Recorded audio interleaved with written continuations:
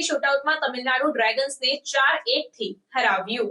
Birsa Munda hockey સ્ટેડિયમમાં એક રોમાંચક મેચમાં હોકી ઇન્ડિયા લીગ 2024-25 સિઝન દરમિયાન સુરમા હોકી ક્લબે પેનલ્ટી શૂટઆઉટમાં તમિલનાડુ ડ્રેગન્સને 4-1 થી હરાવ્યું।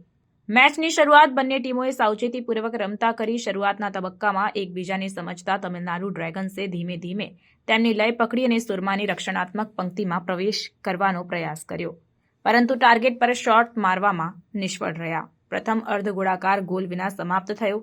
બંને ટીમો ડેડલોક તોડવામાં નિષ્ફળ રહી। મેચનો પ્રથમ ગોલ ચોથા ક્વાર્ટરમાં થયો, જ્યારે તમિલનાડુ ડ્રેગન્સના નાથન એફ્રામ્સે 49મી મિનિટમાં ગોલ કર્યો। તેમની ટીમને મહત્વપૂર્ણ લીડ આપી। જો કે સુરમા હોકી ક્લબના ગુરજંતસિંહે 54મી મિનિટમાં ઝડપી સમાનતા મેળવી, ખાતરી કરી કે મેચ નિયમિત સમયના અંતે 1-1ની બરાબરી પર સમાપ્ત થાય। પેનલ્ટી શૂટઆઉટમાં સુરમા હોકી ક્લબનો દબદબો રહ્યો, જેમાં હરમનપ્રીત સિંહ, વિક્ટર વેગ્નેસ, વિવેક સાગર પ્રસાદ અને નિકોલસ કિનને તેમના શોટ્સ સફળતાપૂર્વક કન્વર્ટ કર્યા।